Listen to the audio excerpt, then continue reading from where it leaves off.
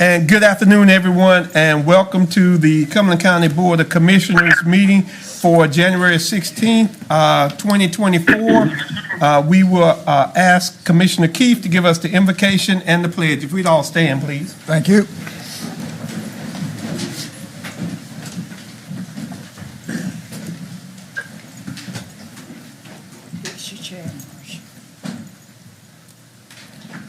Lord, be with us tonight as we live a life of kindness, grace, and wisdom. Grant peace to all of us in each of these areas in our world of conflict, whether they be personal or national. Grant peace to our soldiers, to our first responders, to all the people who try to live within your grace. Amen. Amen. I pledge allegiance to the flag of the United States of America and to the republic for which it stands, one nation, under God, indivisible, with liberty and justice for all.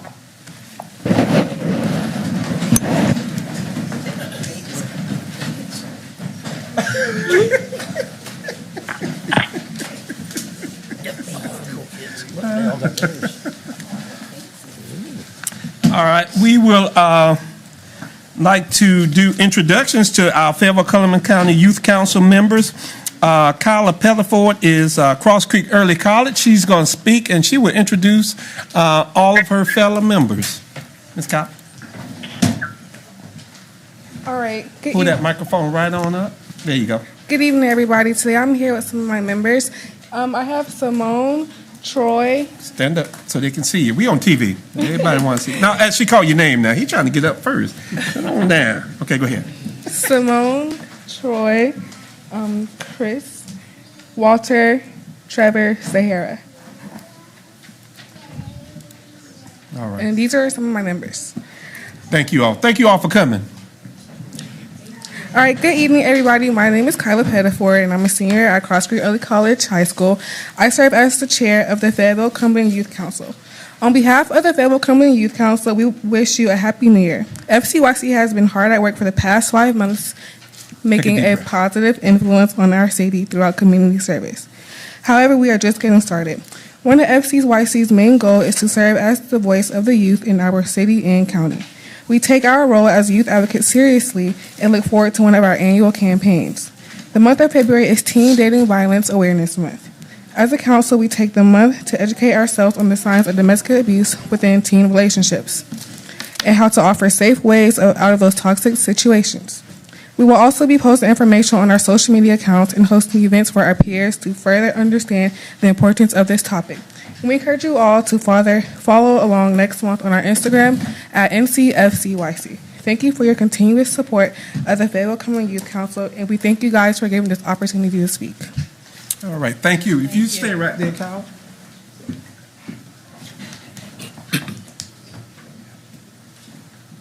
Right around, we'll give you a certificate of the president. All right, we finally got the president to come. They sent everybody else, so you come right on up here. It's a certificate of appreciation presented to Kyla Pettiford, Fayetteville-Cumberland County Youth Council, for outstanding service as a voice for youth in the Cumberland County community and for focusing on the betterment and promotion of our community. From the Cumberland County Board of Commissioners, dated this 16th day of January, 2024. All right. Thank you. If y'all want to come around.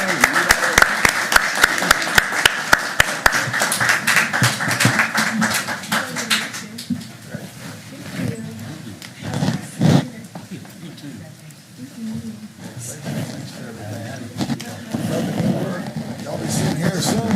Right on this side. Come sit up here.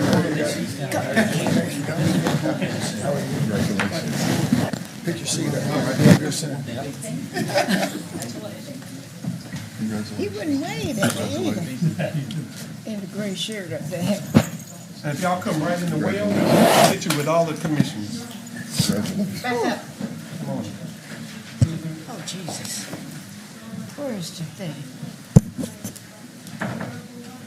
Where's my thing? The tall one has to stand out in front of Marshall. So come on in, sir. You want your coat? Everyone look at me. Hold on one second. This is the best I'm gonna look for all month. Nah. But you sit on. Commissioner Jones. Commissioner Council.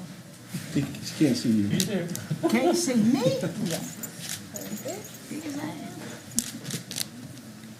All right. Thank you. You betcha. Thank you.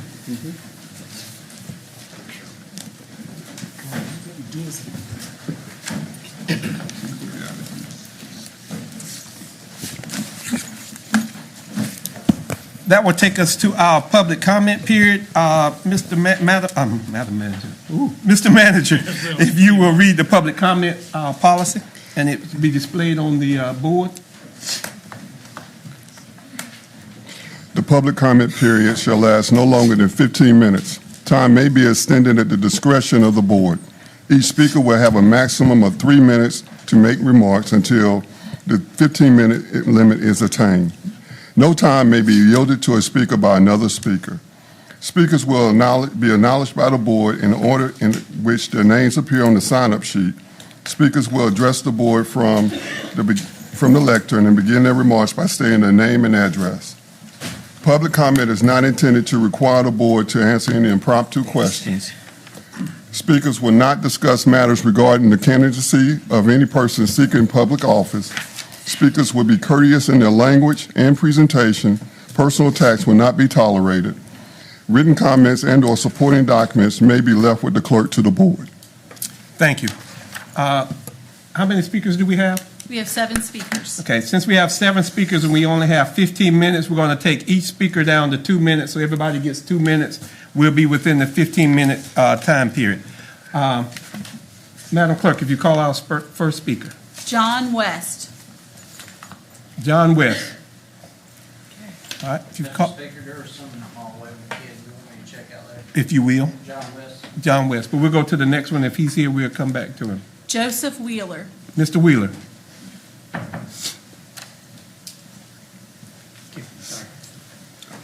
Good evening, County Commissioners. Good evening. Joseph Wheeler, Homeless Assembly. I currently reside at the Salvation Army. Oh, you can't hear me, sorry. I currently reside at the Salvation Army. And I don't know if you're aware, but within the last week, the Salvation Army is a 90-day program. The major just decided to make it a 6-week program. We have an issue that just happened with busing people out of the Day Resource Center, led by Deanna Braggs, to Durham Rescue Mission. I have somebody here with me this evening who was a participant of the Rescue Mission program. He can speak on what a bad program that is. Personally, I can speak on the fact that I just received a housing voucher, and it places me in Lumberton. What this city is doing for the homeless in this city is not healthy. It's trying to move the homeless problem out of the city, which is not a healthy solution for the population that is homeless now. I have several homeless children with me this evening as well, who are also going to speak. I wanted you to see what it looks like on the streets of Fayetteville, the can-do city. So if you all could do something to provide more shelter, more housing, more money to the homeless population, that would be greatly appreciated. Thank you very much. I believe my time's about up. Thank you. Two out there, bunch of speaker.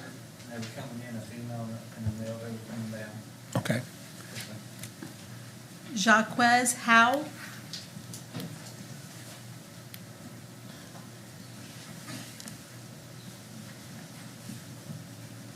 Yes, good evening. How are Good y'all? evening. Yes, I stayed at the Durham Rescue Mission. I've had a hard time there. Didn't really approve of it, so I agree with what you said about how there should be more funding in North Carolina. Can you hear me? Just speak up. You speak up a little louder. Speaking Use to your the- outside Speaking to voice. Mike? Okay. Yeah. There you go. Yeah. So I actually left Fayetteville, North Carolina to venture for shelter because there was no shelter here and no availability. I used to sleep in the streets myself, so I know how it feels to be homeless. And me staying in Durham didn't really do much of anything for me. So I agree with what he said once again. And that's really all I have to say. Thank Okay. Thank you. you. Next speaker. Quanda Banks.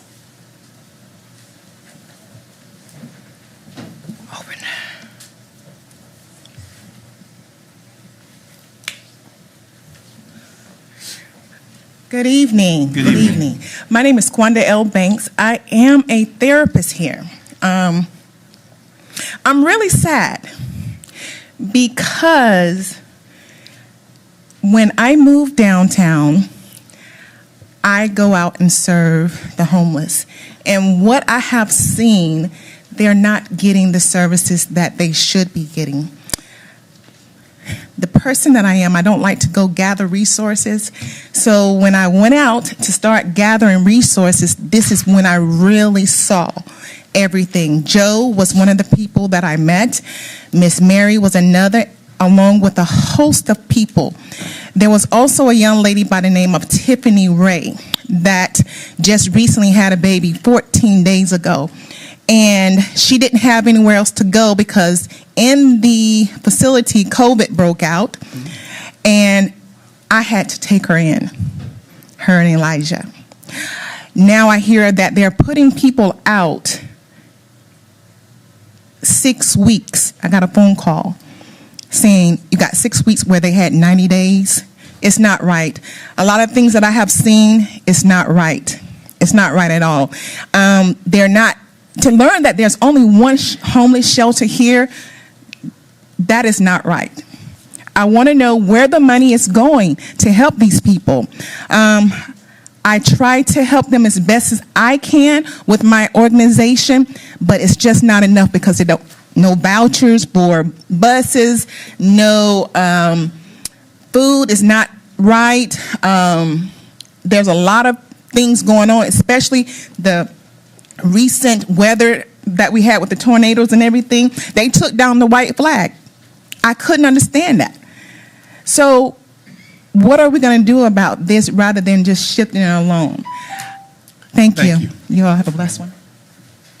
Next speaker. Jonathan Seabury.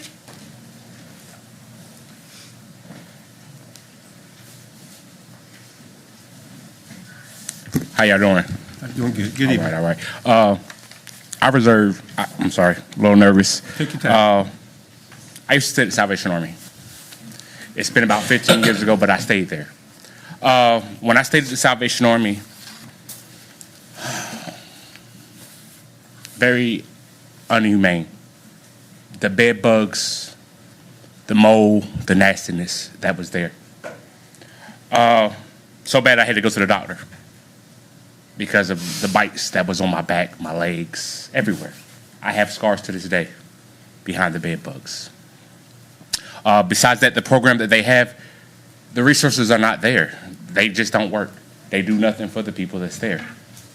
I am no longer homeless. I own 2 businesses now, and I work with an organization that is trying to help the homeless. There's no way that these people can get themselves together in 6 weeks. Most of them get paid bi-weekly. So at $200 to $300, how much money are you really making bi-weekly? None, not enough to move into a home. The way that the economy is, the way that, and so much that they request now, you have to make 3 times the income to move into any place. So with that being said, they need more help. They need more resources. It must happen, or you will continuously have the same problem over and over again. Until someone goes in and takes a deep search of the Salvation Army, I mean a deep, deep search, like send someone in there undercover, you won't never know what these people are going through. The hurt that I see in these mothers' eyes, the pain that I see in these children's eyes from what they're going through. It's not pretty. It hurts me. I am a father. It hurts. It's a very inhumane thing. To know where your next meal is coming from or to know where you're going the next night, it's not pleasant. It's not a sight that I wish upon any man or any human. Thank you. Thank you. Brianna Miles.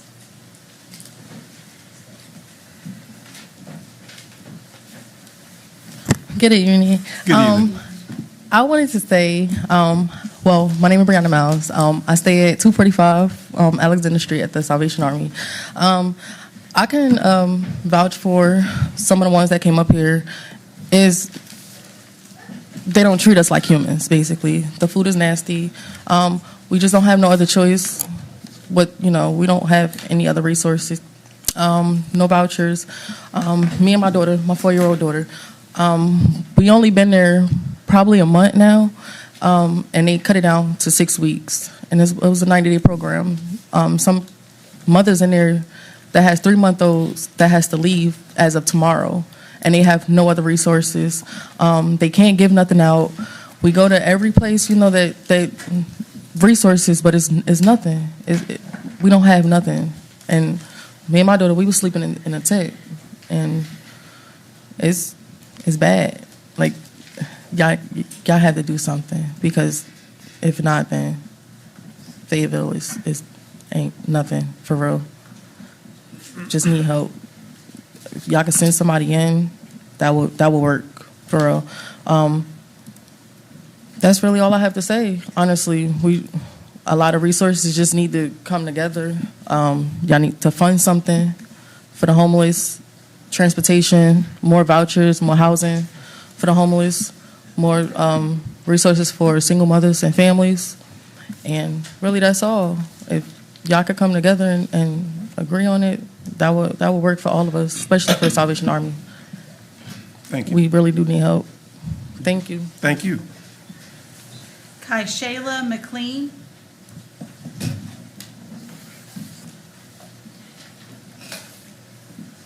Good evening. Thank you all for allowing me to be here. Yes, ma'am. I live at the Salvation Army. Now, in 2015, when I was 18, I stayed at the True Vine, and they were amazing.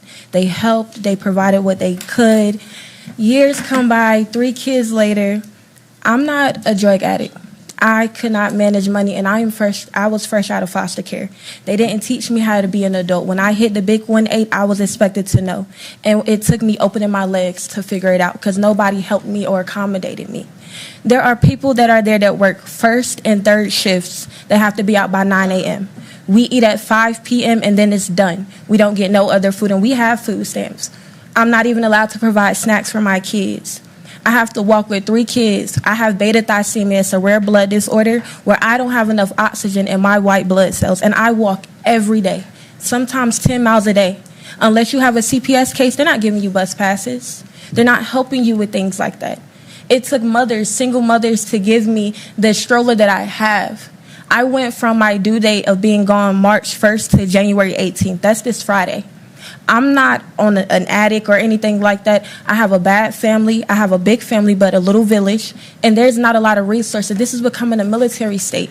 This is becoming a state that accommodates Army officials. But guess what? These low-class people, we're the ones that have the Biscuitville staying open, that have Bojangles staying open, because we need that minimum wage. We need to get by, and those are the ones that are being forgotten. I am a senior at Fayetteville Tech for business administration with a minor in Spanish. I am homeless. Do you know how many people have told me I don't look homeless, so do I deserve help? I can articulate. I am intelligent. There's so many mothers and men that are struggling, and all they need is someone to actually look. Therapists can help. Women coming in and helping beauticians, bus passes without having a CPS case. Men can get other men to teach them how to be men. Thank you for your time. Thank you. That is our last speaker. Somebody came in. You want to call our first speaker again to see if he came in? John West. Okay. All right. Thank you. All right. That will conclude our public comment period. That will take us to. Still got everybody. Our approval of the agenda. Mr. Booth. I'm sorry, what? The approval of the agenda. Yeah, I'm trying to follow this. Do you know what 7A is? Nobody seems to know that. Wait a minute, hold on 1 second, and I'll tell you. I got some information on that. Which one? It's condemnation. Condemnation. So, Okay. It's okay. Okay, all right. Okay, you just approve the agenda. Okay. We're good. All right, move to approve the agenda as presented. No changes. Second. No change. It's been moved and seconded. All those in favor? Unanimous? That is unanimous. That will take us to the consent agenda. Does anybody have any items to be removed from the consent agenda? If not, I'll take a motion to approve the consent agenda. That's my motion, Mr. Chairman. Second. It's been moved in second. All those in favor? Unanimous? All right, that will take us to our public hearings. I will call on the county manager to explain the procedure for public hearing. Procedures for public hearings. Arguments by the proponents and opponents should be limited to a maximum of 10 minutes for each side. If there's no group representative, each speaker should be allotted a maximum of 3 minutes until the 10-minute time is attained. Rebuttals will only be permitted at the discretion of the chairman with a maximum of 1 minute, 1 3-minute presentation by each side. The first public hearing is case number 230034, text amendment to the current zoning ordinance to regulate tobacco and hemp products within the county, and this will establish additional requirements for location of vape shops. Rawls Howard, Director of Planning and Inspections, will present this item. Good evening. Good evening. Good evening. Thank you, Mr. Manager. As Manager stated, it does say case ZON 230034, but technically it's the text amendment for the tobacco and hemp retail sales ordinance that staff has been working with the planning board on for the last couple of months. So, let me see if I get this. I don't know if something, there we go. So, how this presentation is structured is I'm going to go over a little bit of background about how we got to where we are. Going to add some definitions to our zoning ordinance and go over what those definitions are about how we're defining these uses, and then just go over some basic use standards. So it's not a very big presentation. It's only about 5 or 6 slides. So I'll try to be as comprehensive as I can. Rawls, can you go back to the last slide? And just for my youth council member, any of you all go to Massey Hill? No? That's where, Okay. that's where I got the picture from. And this is Massey Hill, and this is the vape store right outside of Massey Hill. I want everybody to be able to see exactly where you walk out the front door and you're right at the vape store. Right. Okay. Yep. Thank you, Commissioner. So just give you a little bit of background. We have been modeling the ordinance after Wake County, who passed a similar ordinance in October of 2023. In November 9th, 2023, this board gave direction to staff to start working on an ordinance to use Wake's as pretty much as a model, and was asked to present a draft to the Health Department for comment before it went to the Planning Board. The Health Board did endorse the ordinance, or the ordinance that you're going to be seeing today was taken in its draft form to that board at the November 2023 meeting, where it was also endorsed. So staff had then taken that draft and we forwarded it to the Planning Board last month for review and comment. Just to give you a little bit of background, some of the towns within the county that do regulate these types of uses. Eastover has some basic standards for vape shops in their commercial core. Spring Lake also has had an ordinance on the books for quite some time. They do have some spacing requirements. They do define what a tobacco sales and a smoke shop, quote unquote, is in their code. Through the discussion and through our research, it was also determined that Hope Mills, I believe, is right on the cusp of working on one, or might have already adopted one right now with a similar type of format with spacing requirements and definitions and things like that. So I do think the county is a little bit on the cusp of all this about getting out ahead of it, but we do have a couple towns that have already passed their own ordinances, and it's my understanding, I believe Fayetteville, the city of Fayetteville, has been given direction to their staff that since we're now talking about it, they're now talking about it as well too. So I would be expecting that sometime soon. So we're adding a definition of what tobacco and hemp retail means. It means the principal sales, and so what I just want to make sure I clarify, the principal sales, and this comes also from Wake County, are the smoke shops. So if you're a gas station or something where the principal sales are gas, food, or something like that, that's not what we're talking about. If you walk into a gas station, you see these off in a corner, that's not really what we're talking about. It's for the standalone operation and the principal sales for these types of uses. I'm not going to read all that. I will tell you it's very comprehensive, but basically it's a tobacco product. It includes anything from cigarettes, pipes, all the way down to hookah, smoked and vape tobacco substitutes, chewing tobacco, heated tobacco products, but does not include anything like nicotine patches and things like that that are used to be able to treat addictions to nicotine. And I'll leave this up, but I'll try to walk through this as methodically as I can to make sure you don't have any questions. It also contains any product of THC, but it also exempts products that contain no greater than 0.3 THC, which are exempt, which I believe by the state of North Carolina is what a legal hemp product is. So we have exempted those products out, but it still addresses anything that has over that amount for THC in their products. Any product that contains Mitragina speciosa, which is also known as Kratom. You've probably seen that advertised on maybe some of these stores before. That would be included as sales of this product. Any device that delivers nicotine, THC through any type of e-cigar, electronic pipe, vape, or electronic hookah, so it addresses the electronic delivery system by which somebody would ingest these types of products. And it also means any person that primarily sells, offers for sale, or does offers to exchange for any form of consideration these types of products or the paraphernalia for these types of products. So that's the definition you can see, and that comes pretty much out of Wake County's ordinance. I think they did a lot of really good research on this, so just to be honest with you, staff didn't see the need to reinvent the wheel of trying to be able to go through those definitions. I got the chance to speak with the planning director of Wake County, and they did an extensive amount of legal research into all this as a part of their research efforts. So when we looked at the use standards of where these types of uses could go, we couldn't outright prohibit them in the county, but we could dictate what districts they go in. So we chose CP and C2P, which again is, after like the Wake County ordinance, they chose their model sort of commercial districts. CP is our major heavy commercial district. C2P is more like is a step down from that. It's more like a regional commercial. C1P is more meant for like the neighborhoods and things like that, or some areas around those types of residential areas, so they're not allowed in those C1P areas. So it's the major commercial areas that we would say that they would be allowed to go. So then we did a mapping exercise to try to figure out, now this is scaled out quite a bit, and you can see on here exactly anything that is colored that purple or lime green, those are the the C2P and the CP districts in the county.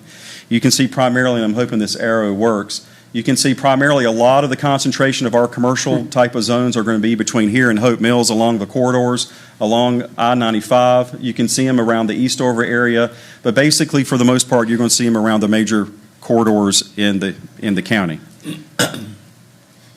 In addition to only being allowed to go into those districts, we have some spacing requirements that we've put in place as well too. So it's kind of a double whammy. So you got to have the zoning district, and then you have to be able to meet the spacing requirements as well too.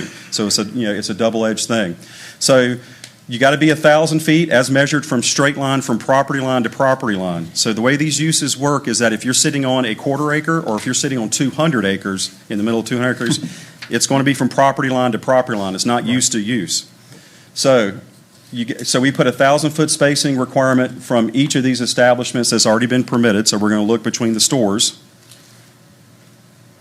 1,000 feet as measured in a straight line again from schools, daycare facilities, and one thing that we added that Wake County did not add is that we thought as staff that we have a number of populations in our county that might have some substance abuse issues that are living in group homes and things like that. Wake County did not include these, but I felt, or the staff felt, that we should include those here, that we also have 1,000-foot separation from group homes, public parks, group quarters, which would otherwise be halfway houses, and residential rehabilitation support facilities, which are, again, those environments where people who are trying to recover from substance abuses.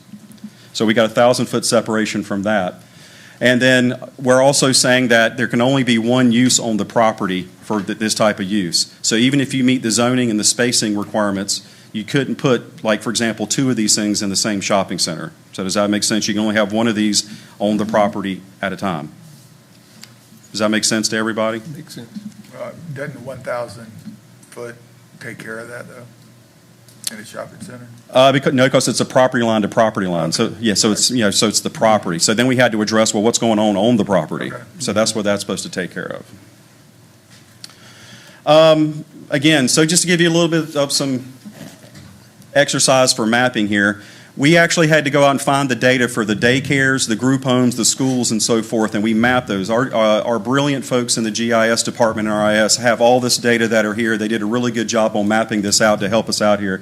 But you can see pretty much trying to break these out by daycares, schools, and group homes, you can see here. But you can see where pretty much a lot of these facilities are scattered all throughout the county.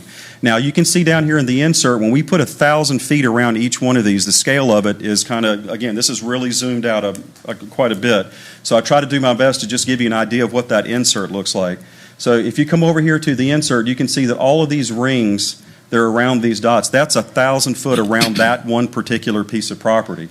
So, for example, if you have a dot that's where you're not within the circle, like, for example, this one here, can everybody see that when I circle this? That one would be an allowable location, for example. this would be an allowable location. But if you see right here where you start to overlap, for the zoning, or you start seeing overlaps within all of these things, that's where the 1,000-foot comes in.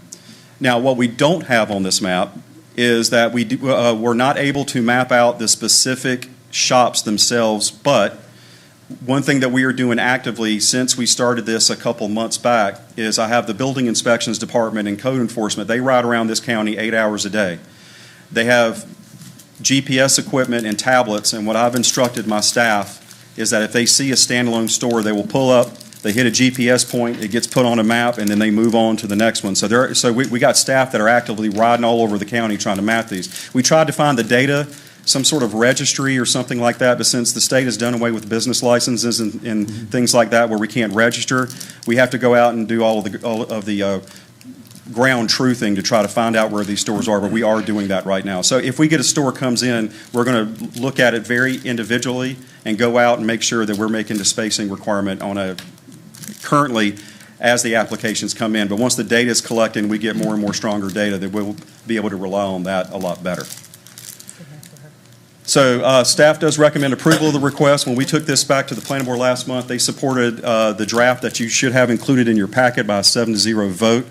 I would add that since this is a zoning case, just like as it says, case 23, whatever, that there's a specific motion for the approval or denial similar to a rezoning case that should be in your packet,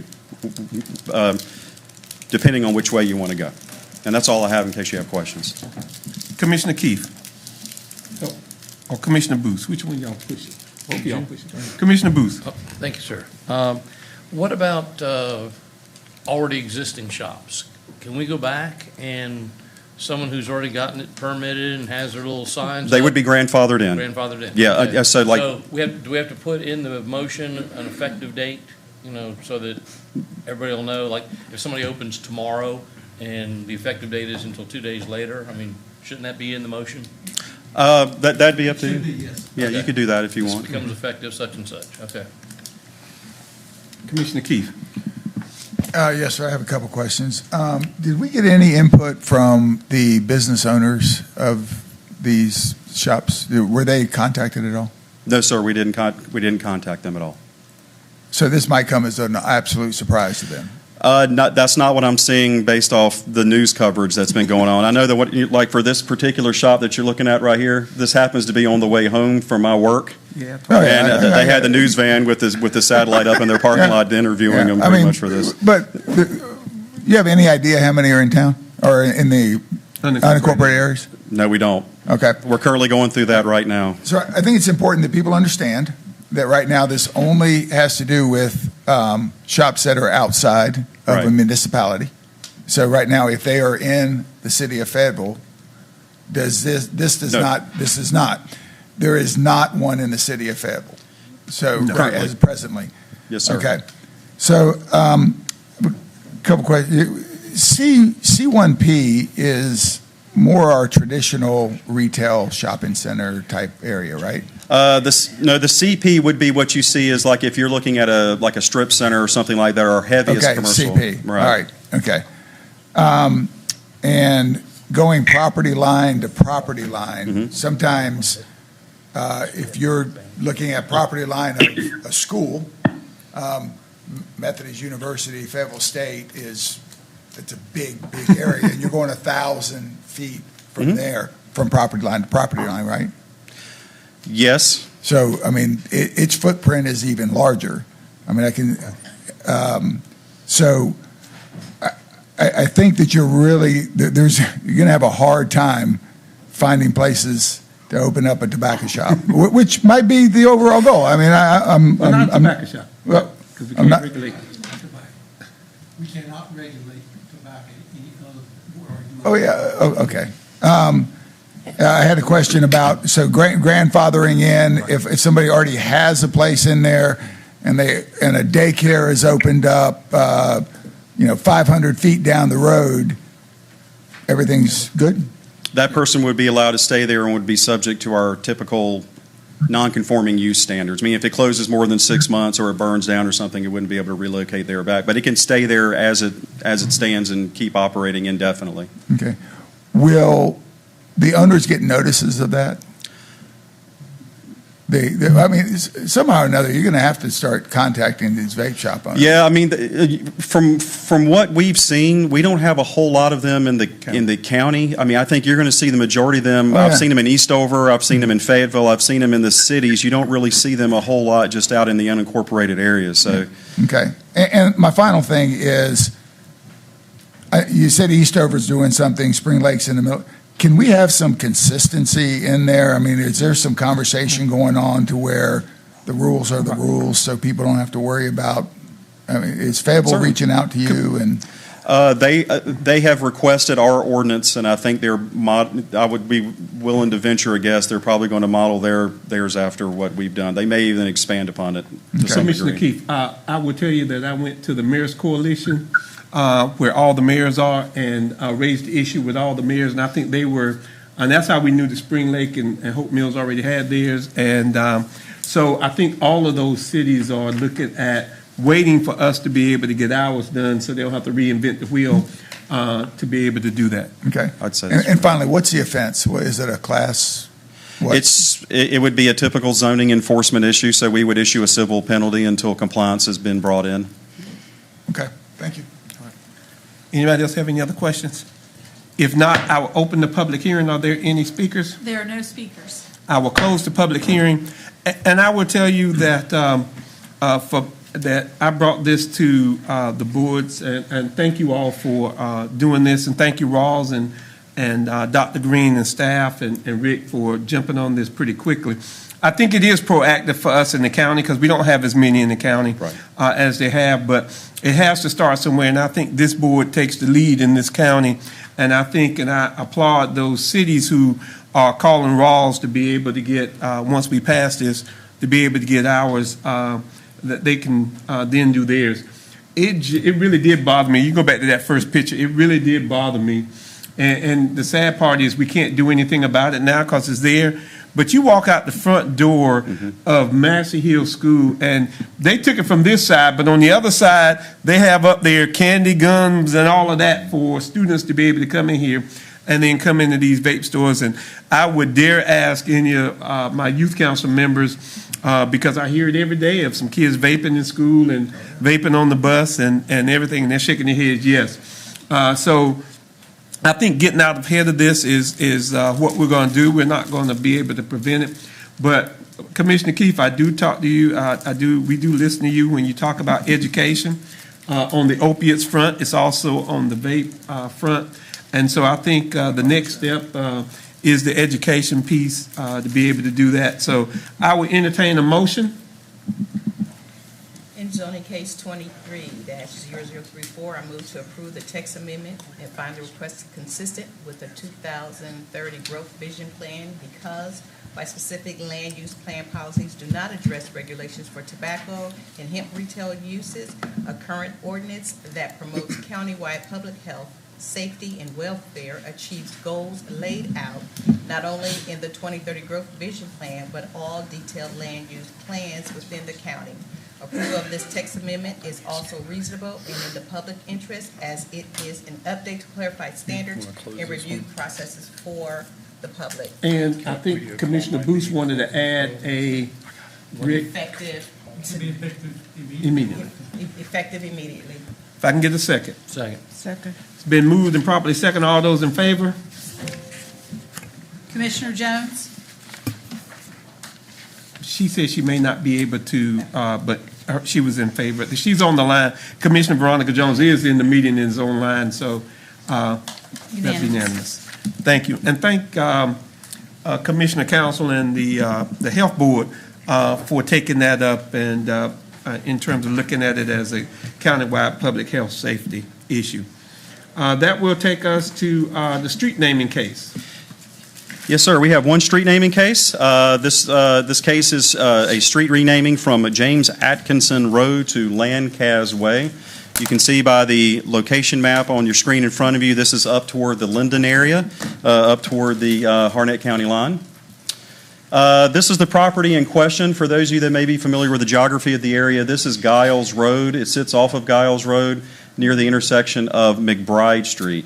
It's this property that's here that essentially just serves two property owners. Let's see if I can get in a little bit. stronger there. So the street request was brought in by the owner, Scotty Cochran.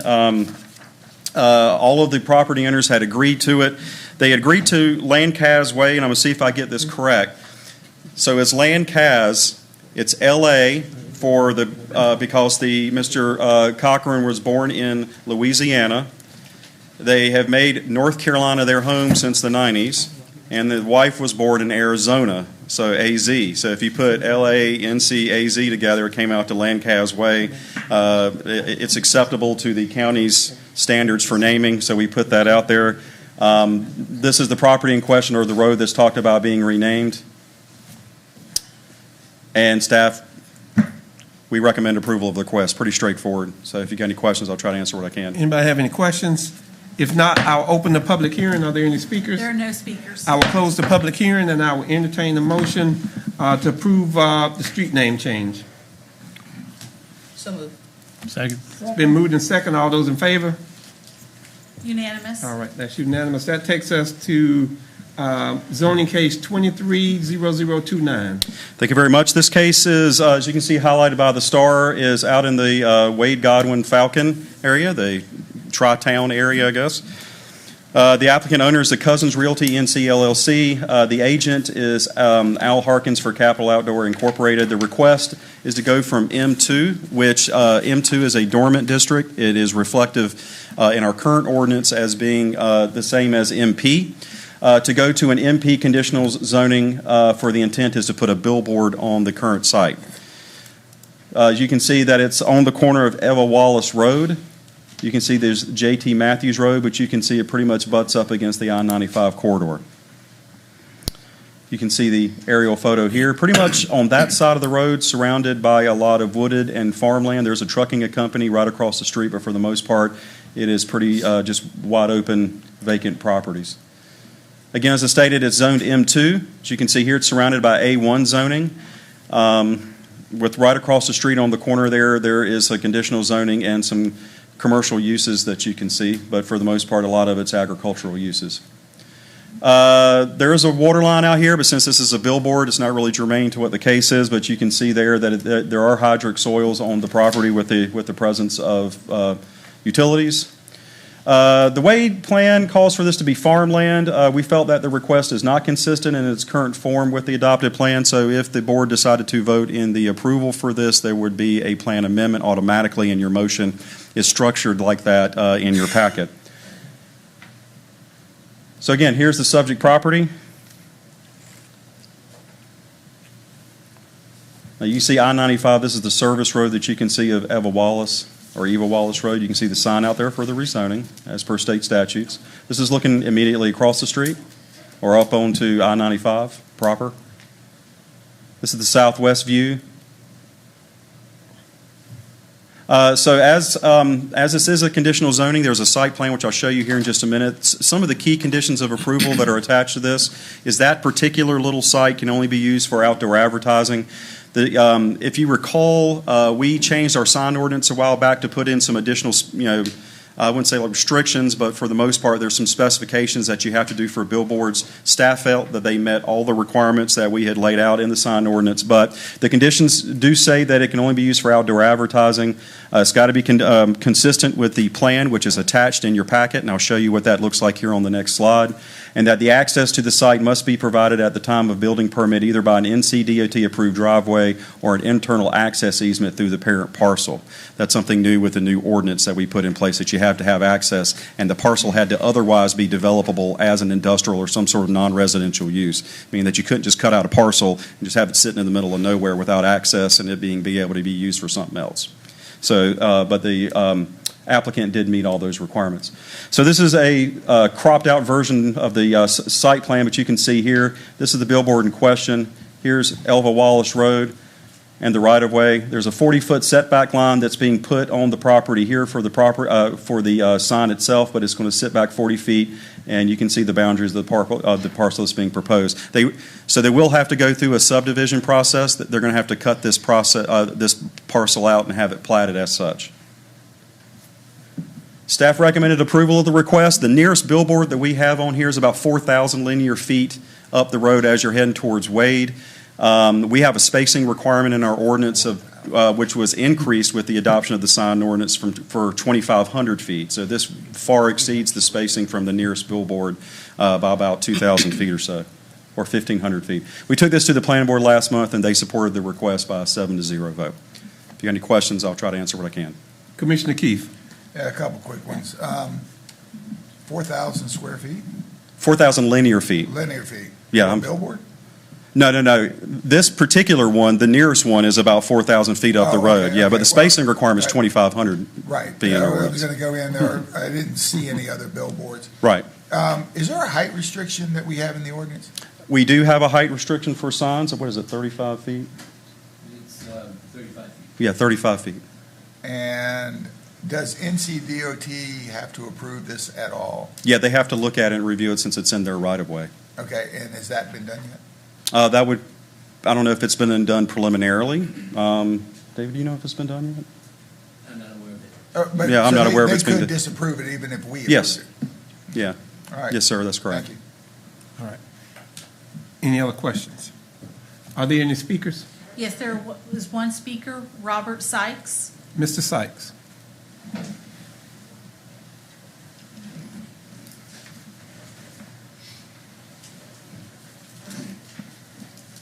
Yes, sir. Good evening, Robert Sykes.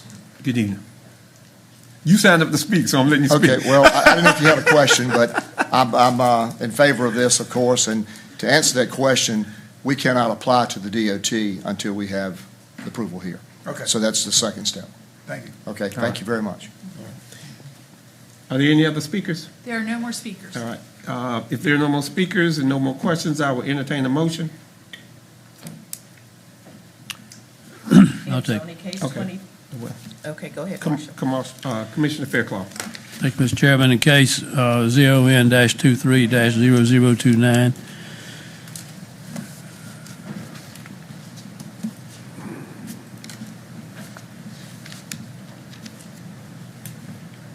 I'm sorry, I'm down one line. I move to approve the rezoning request from M2 Heavy Industrial District to MPCZ Planned Industrial Conditional Zoning District and find that, one, approval is an amendment to the adopted current Wade area land use plan that the Board of Commissioners should not require any additional request or application for amendment to said map for this request. Two, the use of the parcel for farmland would be limited due to the parcel's size, configuration, and location.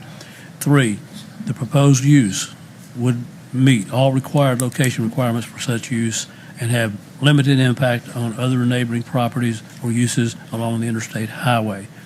The request is reasonable and in the public interest, as the requested district would be compatible to and in harmony with the surrounding land use activities and zoning. If I can get a second. Second. Been moved in second. All those in favor? Unanimous? That takes us to zoning case 2333. Yes, sir.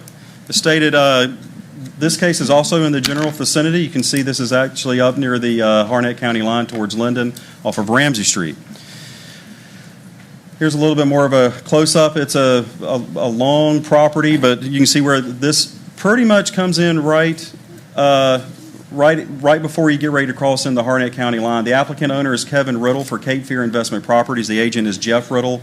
The request is to go from A1 to R40. The intent is to place some single-family homes on this piece of property. But you can see it sits off of Ramsey just as you're getting ready to go into Harnett County.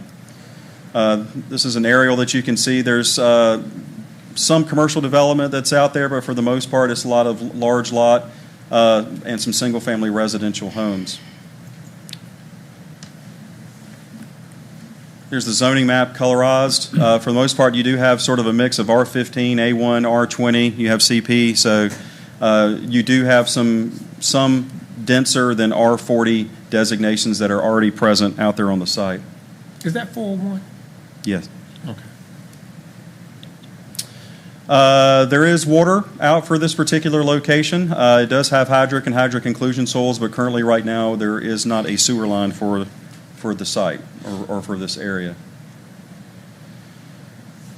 This area falls under the North Central Cumberland land use plan, which calls for farmland, which this designation does promote A1, A1A, R40, and R40A. So staff felt it was compliant with the plan with the R40, which is generally a minimum acre lot size for any of the houses that are going to go out there. This is the property. This is as you're standing on for one looking onto the property. You can see there's a home off to the right that you can see. This is looking on the south with the property immediately on the left-hand side. This is looking generally west or northwest along Raymond Street or across the street. And this is looking north, and you can see that there is a zoning sign that's out on the property to comply with state statute advertising requirements. Staff recommended approval of the request. When we took this to the planning board last month, they also supported it by a 7-0 vote. So I'll try to answer any questions. Are there any questions? Are there any speakers, Madam Clerk? There are no speakers. All right, if there's no speakers, I will entertain a motion.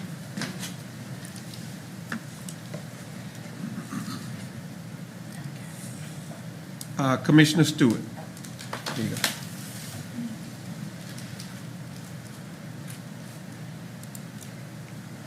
In zoning case 2333, I move to approve the rezoning request from A1 Agricultural District to R40 Residential District and find the request is consistent with the North Carolina Central Land Use Plan, which calls for farmland at this location. The request is reasonable and in the public interest as it is compatible to and in harmony with the surrounding land use activities and zoning. Second. It's a second. It's been moved and second. All those in favor? Unanimous. All right. Thank you. Thank you. All right. That will take us to items of business. Consideration of the approval of the 2024 federal legislation. Mr. Manager, and this is one that was given to us at our agenda setting. Every year we present or recommend a federal legislative agenda for your review and approval. Sally Shutt, Assistant County Manager, would present this item.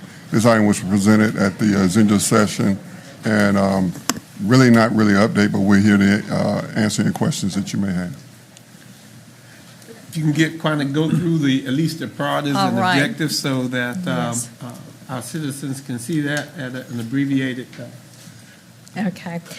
So for your consideration tonight, the priorities are water and sewer projects to address contaminated drinking water, sewer expansion upgrades, stormwater management. In the area of transportation, to advocate that the proposed route for I-685 be adjusted to come into Cumberland County, and then to promote passenger and commuter rail from Fayetteville to Raleigh. In the area of mental health, to support increased funding for substance abuse and mental health services, for mental health and crisis recovery center, mental health court, mental health professionals in our 911 call center, and opioid response. The area of health and human services, to housing, funding, to provide funding for affordable housing, address homelessness, and offer supportive services such as case management, counseling, transportation, child care. Seek grant funding for a farmer's market to address food insecurity and access to healthy foods. Increase funding for the aging services, Medicaid for the incarcerated, and health care related to emergency preparedness. And then the final priorities in the area of environmental, our landfill expansion and modernization, for public safety, funding for a mobile emergency incident command center, and funding for veterans services, our veteran services offices. Are there any questions or comments? Oh, you got the button, but you can go ahead. Oh, no. He thinks he's in school. Go ahead. Commissioner Booth. I don't know which one to push here. Is this going to stay on? It's available now for anyone to read it, right? It's not just being shown to us and they can read it while it's on there. But I mean, it's on the website. Yes, So anybody it's can in go the look agenda at it packet. tomorrow, Once next it's day. approved, we will put it under the Board of Commissioners page. Okay. And then it will be shared with our federal legislative delegation. All right, thank you. If I can get a motion to approve the 2024 FY 2025 federal legislation agenda. So moved. Second. Been moved and second. All those in favor? Unanimous. Thank you, Ms. Shutt. That will take us to the consideration of the sale of the parcel on Sand Hills Road. County Attorney Rick Moorfield will handle this item and answer any questions that you may have. Commissioners, this started back at the end of 2022. Piedmont Natural Gas asked for a new easement for their regulator station that's located on the 159-acre Sand Hill Road site at the very end of it. Their station was actually not constructed on the parcel of land they owned. It turned out that part of the parcel they owned encroached into a lot that's owned by the city there for easement purposes, and the station was actually just on the county land. In talking about it, the access, they also had wanted an additional 30-foot access easement alongside their existing easement to build a better road, which runs the whole length of the 159-acre parcel back to Technology Drive. Their offer was $10,000 for the easement, to buy this. It was based on the tax value, which turns out to be $5,054 per acre, and that's how they came up with it. The board approved doing this, selling this parcel, but selling only the portion they needed.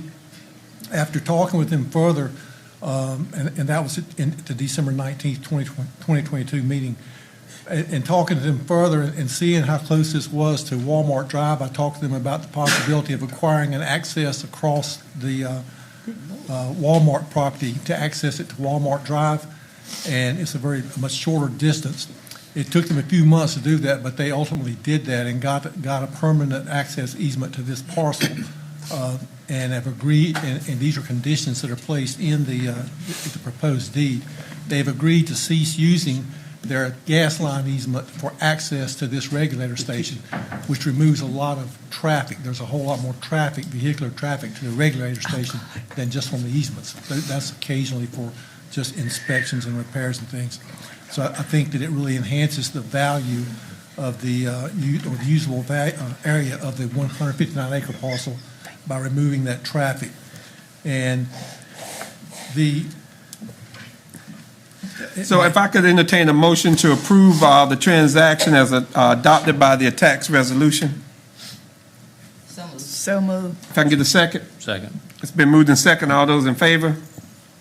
Unanimous. That is unanimous. That will take us to, there are no nominations, so that will take us to appointments. And I think we had 4 people. And it's one is up for reappointment. I'll go to Commissioner Booth. Thank you, sir. The one that's eligible is Lewis Wood, so as for one of those spots, basically his, I'd move that he be reappointed. And if I can get a second. Second. It's been moved in second. All those in favor? Unanimous. All right. And then the second one, I would move that Stacy Bolton have the other seat. All right. Is there a second? I'll second. It's been moved in second. All those in favor? Unanimous. All right. So that takes care of that. That would take us finish up with our business. However, I see I still have 3 youth council members here. The rest of them bolted on me. Oh, one's leaving now too. So now I only got 2. Right on cue. If you all would, if you want to come up and say how you enjoyed the meeting or didn't enjoy the meeting or anything, please come to the mic. I'll give you a couple of seconds if you want to.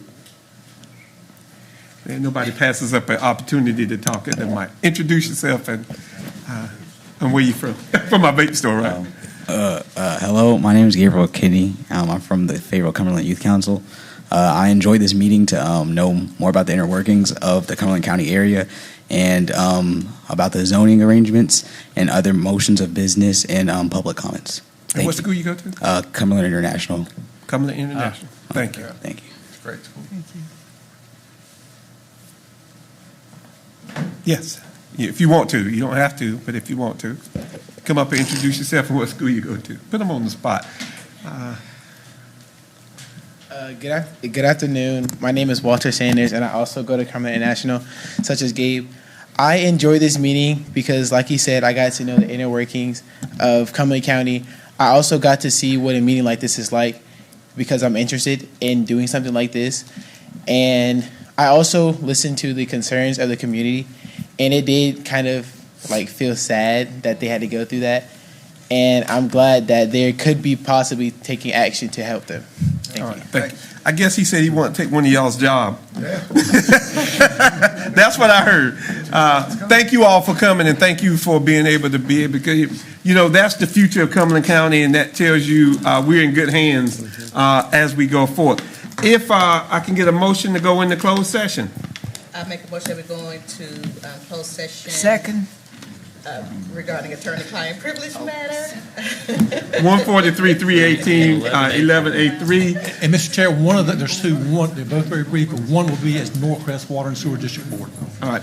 And if I can get a second? Second. All of those in favor? Unanimous. All right, we'll be in closed session.